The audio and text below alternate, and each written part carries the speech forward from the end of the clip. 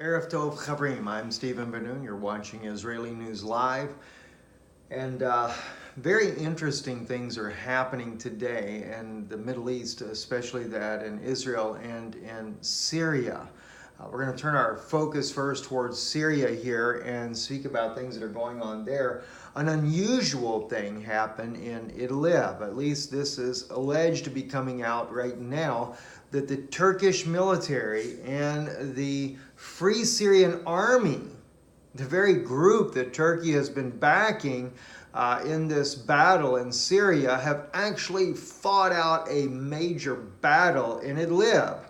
Well, this all started, according to the Amman News here, when a Turkish sniper, actually had targeted a farmer, a Syrian farmer. Well, undoubtedly, they must have targeted a farmer that they happened to love, because the Free Syrian Army took actions into their own hands, and contrary to that of U.S. support and Turkish support, they countered an attack against the sniper, which then countered another attack between the Turkish forces. And of course, at the end of the battle, on both sides, there were heavy casualties. This is what's coming out thus far.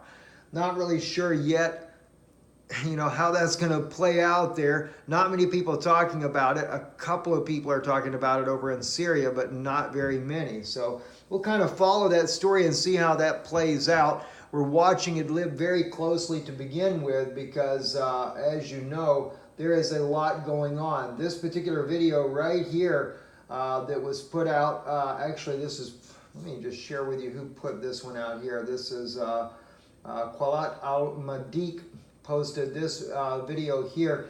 This is a Russian-made missile system, and there were quite a few of them. I think it was 6 of those that were headed on the highway towards Idlib.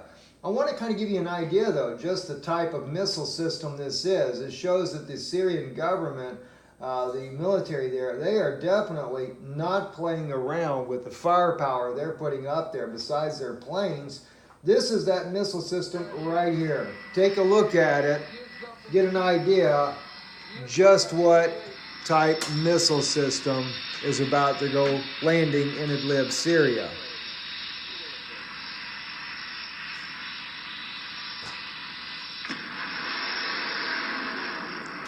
Nothing small, a lot like the Scud missile that the Iraqis used back during the Gulf War there.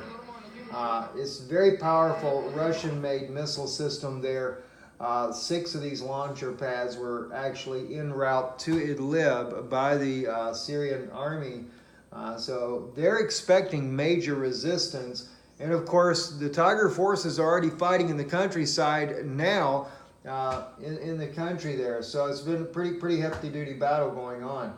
Also want to turn your attention to Israel. Major protests going on in Israel. Now Sputnik, I don't know if they're actually talking about just how big this is. It says here, Netanyahu calls national state law protest a threat to the existence of Israel. I'd have to disagree with the Prime Minister on that. The thing is that Jewish Israelis, thousands of Jews and Israeli Arabs took to the streets of Tel Aviv Saturday shouting equality and apartheid.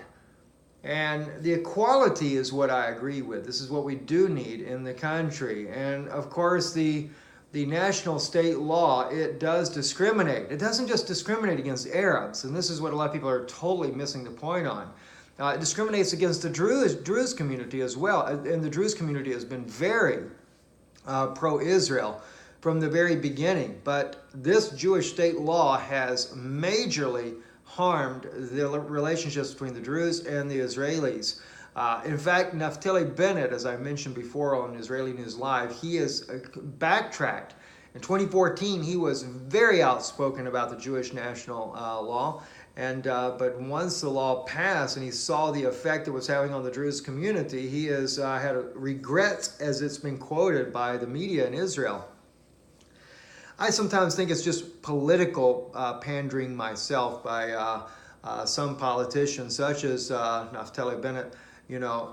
is to be able to get the votes when the time comes around for him to run for prime minister, correct?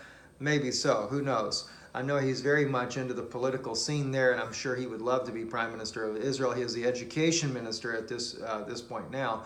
But as I said, in 2014, he was very vocal. There are some 50,000 protesters have taken to the streets there, and many, thousands upon thousands, are Jewish Israelis as well opposed to the bill. I'm also opposed to the bill because it discriminates also against the house of Israel. Because clearly, biblical prophecy, whether it be Jeremiah, Zechariah, Joel, wherever you look in biblical prophecy, the house of Judah and the house of Israel return to the promised land here in the last days. All right, the house of Judah, as we know from a biblical point, has never embraced Yeshua to be the Mashiach. But the house of Israel, on the other hand, many of them not only have embraced Yeshua or Jesus of Nazareth to be the Mashiach, but still do to this day. And the only way they would ever be able to return under a right of return, which they should have that right, being that they're Israelis, by birth they are the Hebrew children, would be if there was no Jewish state law. Otherwise, the only way they can come is to renounce any belief they have whatsoever in the Messiah. After all, what difference does it make?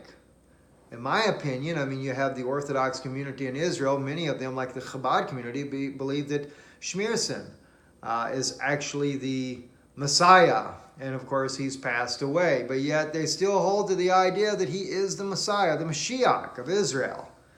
I don't expect him to be raising from the dead anytime soon, if you ask me. But nonetheless, the whole principle of the Noahide laws forcing this upon the entire world community is exactly what they're wanting to do. And the Jewish state law is just the first process. And of course, as I said, it will condemn any of the believers that truly want to return. And what's sad is I'm seeing more and more believers in Yeshua willing to renounce their faith in Yeshua just so that they can return to the promised land. That's dangerous. That's worse than playing Russian roulette. Take a stand for Yeshua. Believe me, when the house of Judah recognizes the Messiah, they will have more appreciation for those that stood their ground and stood for truth than those that were wishy-washy and just caved in to any ideology. Very troubling. Anyway, guys, later this week here, I'll be doing another Patreon video over on Israeli News Live on Patreon. We're going to go back and we're going to examine something that Paul said, speaking about we wrestle not against flesh and blood, but against principalities, spiritual wickedness, and high places. We're going to be looking at this in light of the 5G technology. Dave Hodges had a very interesting program just recently where Dave Hodges talked about the 5G technology also will have brain-to-skull technology in it where they can project thoughts to the human mind. That has really made me want to go back and re-look at the biblical prophecy that Paul said. After all, we're dealing with demons. The technology that we have now and the technology as we see clearly in biblical scriptures, both Genesis and in the book of Enoch, came from these fallen angels to begin with. All the technology was being handed down by them. Maybe that's exactly how they do mess with our heads even to this day for the last 6 millennia. We'll talk about it on Patreon. I'm Stephen Ben-Nun. You're watching Israeli News Live. Thank you for watching the broadcast. Don't forget to support the broadcast. We do need your help. I hadn't talked about this in a while, but we do need your help.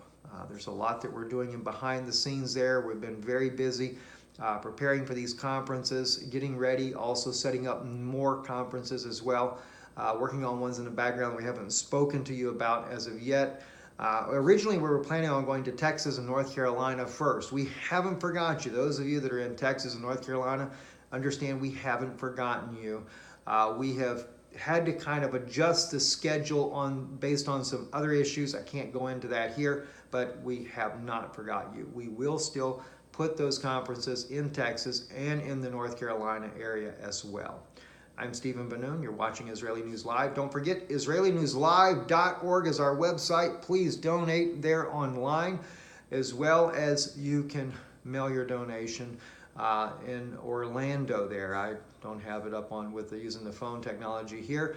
8297 Champions Gate Boulevard, Champions Gate Way, number 442, Champions Gate, Florida. I think that's 338.